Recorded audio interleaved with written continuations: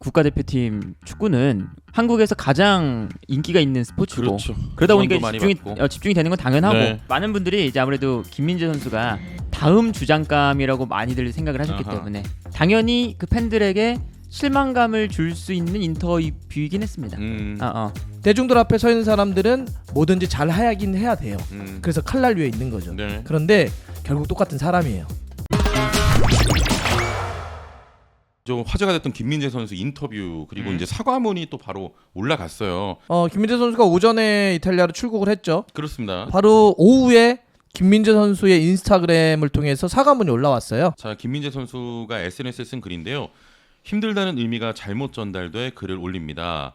저는 대표 선수를 하면서 한 번도 최선을 다하지 않거나 국가대표팀 명단에 이름을 올렸을 때, 국가대표팀 경기에 선발로 출전할 때 단 한 번도 당연시 여기지 않았고, 잔 부상이 있었다는 이유로, 비행 시간이 길다는 이유로, 경기가 많아 몸이 힘들다는 이유로 열심히 안 한 경기가 없습니다.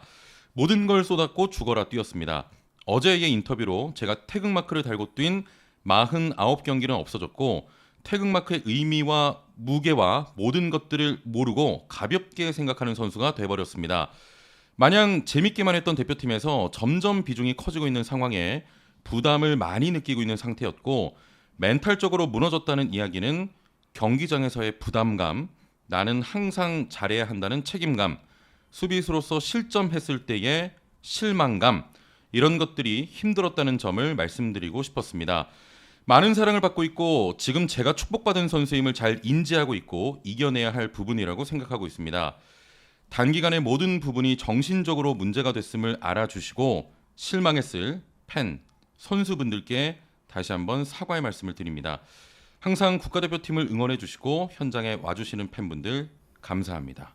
네, 이렇게 사과문을 직접 김민재 선수가 올렸습니다. 그냥 뭐 이제 해명을 한 거죠. 네네. 해명을 한 거고 김민재 선수 인터뷰가 좋진 않죠.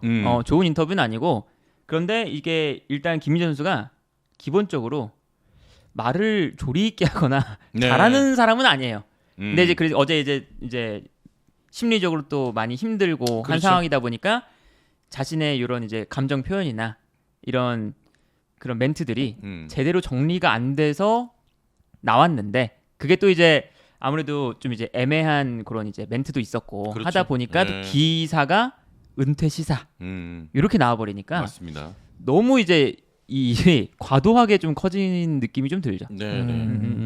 그래서 참 이제 이걸 보면은 일단은 김민재 선수가 참 심리적으로 많이 힘들어하는 것 같다. 그리고 그거는 사실은 우리가 너무 개인적인 부분이니까 네. 그런 심리적인 부분들은 아무도 모르거든요. 얼마나 그 선수가 힘든지, 그렇죠. 얼마나 또 그런지 이제 모르기 때문에 네. 이제 그 이후에 좀 자기 마음이 정리가 된 다음에 이렇게 올려준 게 그래도 다행이다. 그렇습니다. 칼날 위에 서 있지. 네, 그러니까 이 대중들 앞에서 뭔가 살아가는 사람은 네. 네. 칼날 위에 서 있는 거예요. 여기서 정말 바람발만 삐끗해도 너 왜 그러냐? 그밖에 안 돼? 야, 그렇게 사는 사람은 완벽해야 되는 거야. 축구도 잘해야 되고, 너 관리도 잘해야 되고, 실수하면 그것도 바로 잘 잡아야 되고, 그렇죠. 그게 바로 대중 위에서 사는 사람이야. 맞는 얘기예요. 네. 무대 위에 산다는 거. 왜냐하면 무대 위에서 대중들을 상대로 해서 자기가 업을 갖고 살아가잖아. 그걸 통해서 자기가 살아가는 거고, 그걸 통해서 돈을 버는 거기 때문에 대중들 앞에 서 있는 사람들은 뭐든지 잘 하긴 해야 돼요. 그래서 칼날 위에 있는 거죠. 네. 그런데 결국 똑같은 사람이에요. 힘들면 그거 힘든 거예요. 그럼요. 힘든 거에는 뭐가 없어요. 그냥 네. 너무 힘들어. 그런데 그런 사람들은 나 힘들다고 얘기하는 것조차도 너는 어떻게 힘들다고 얘기할 수 있냐? 야, 너 정도로 지금 인기 많고 너 정도로 지금 잘 나가면 넌 힘들면 안 돼라는 느낌이 있는 거죠. 물론 저는 김민재 선수가 아까 패너도 얘기했지만 적절했냐 그렇죠. 방식이나 타이밍, 우리가 이제 TPO 같은 얘기를 하는데 이게 타이밍적으로도 그렇고 장소도 그렇고 상황 자체가 적절했냐는 꼭 아니죠.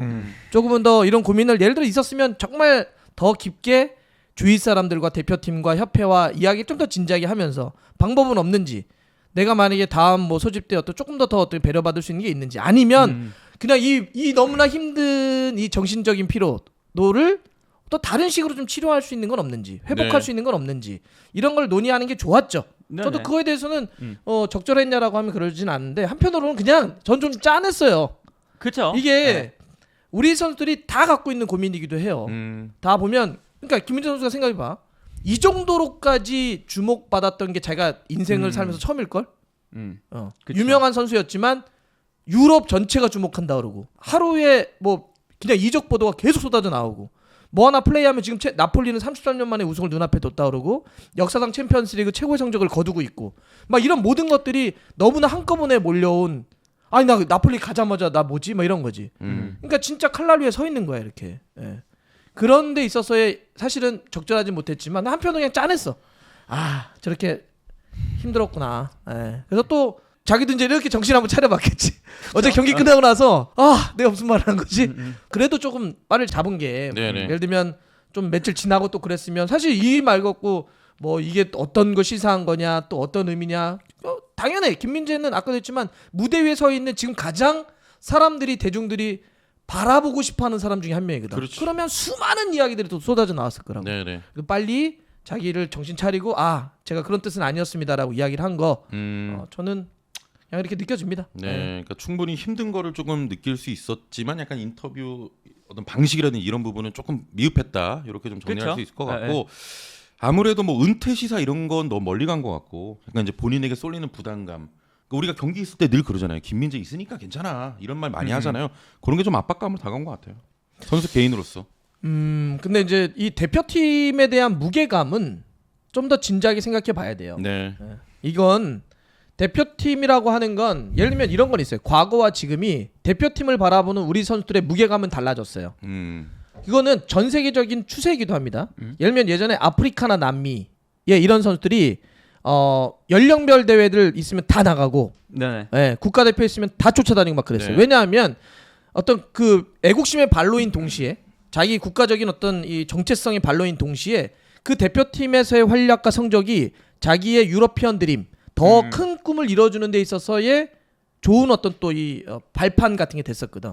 그래서 우리도 당연히 애국심 발로인 동시에 국가대표팀에서의 월드컵의 성적이 더 좋은 어떤 자기의 성공을 또 보장하는 길이기도 했죠. 근데 요즘은 전 세계적으로 우리도 그렇고 꼭 국가대표팀이 아니더라도 다른 커리어를 통해서 유럽에 진출하거나 성공하는 케이스들이 많아져서 네네. 요즘 예를 들어서 연령별 대회는 유럽이나 아프리카들도 20세 이하에 정말 잘하는 10대들이 안 나오는 경우들이 있어요. 네. 그렇죠. 네. 네. 그래서 이런 시대적인 변화 흐름은 있어요. 그래서 선수들이 과거처럼 지금의 국가대표를 느끼지 않는다는 것도 살짝은 느껴지긴 해요.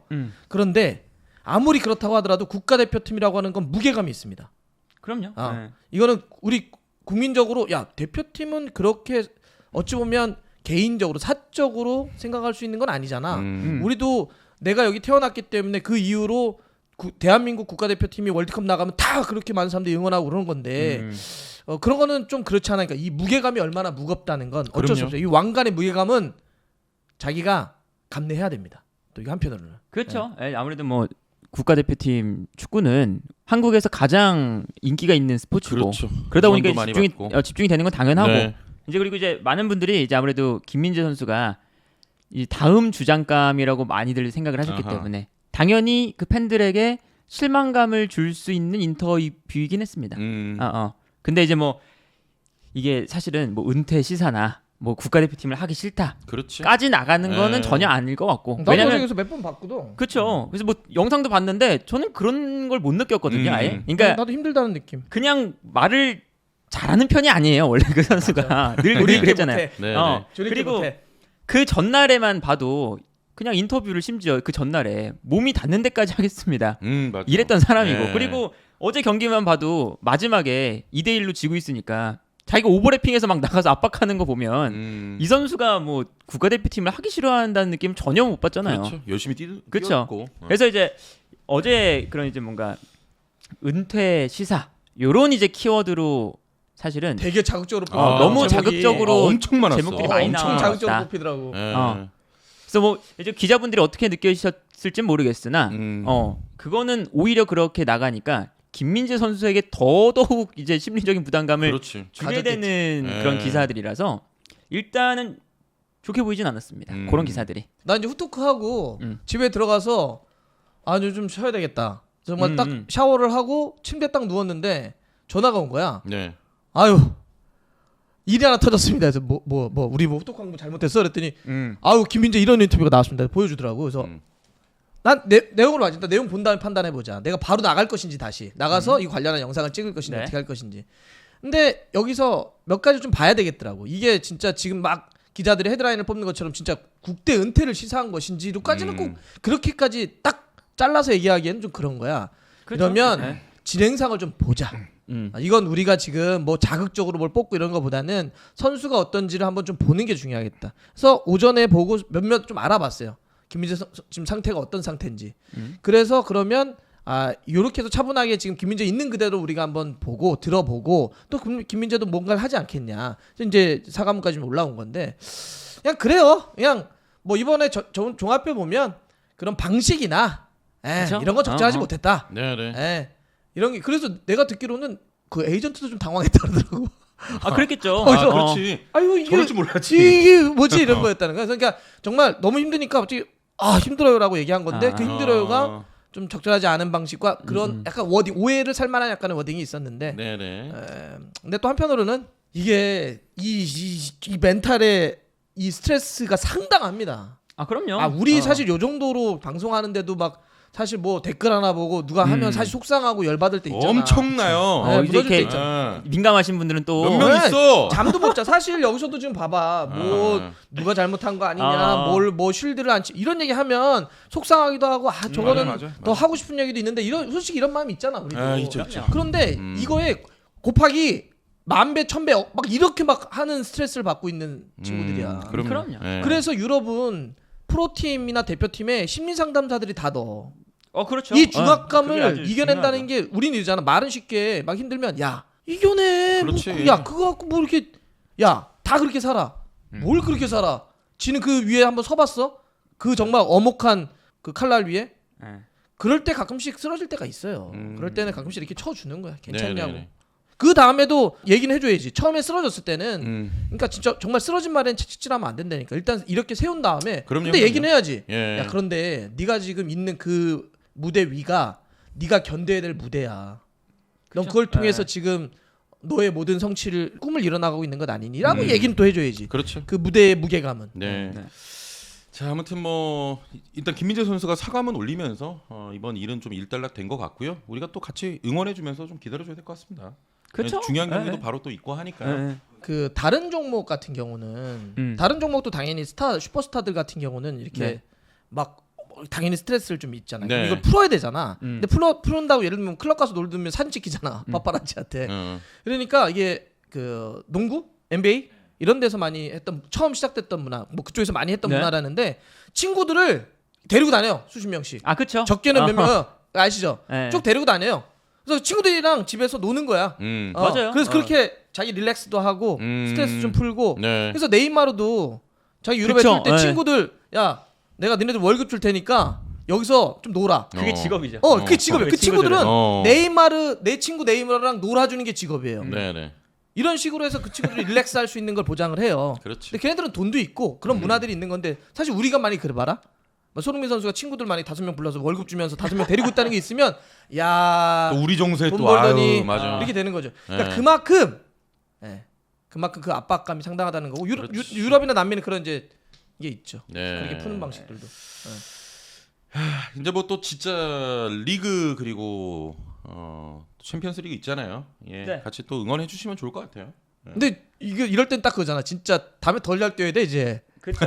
더 잘 뛰어야 돼. 그러니까 김민재 선수도 클라스 이제. 본인이 뭐 초래한 거지 뭐. 좀 이제 예. 배우는 게 있을 거예요. 예. 그러니까 이 선수가 20대예요.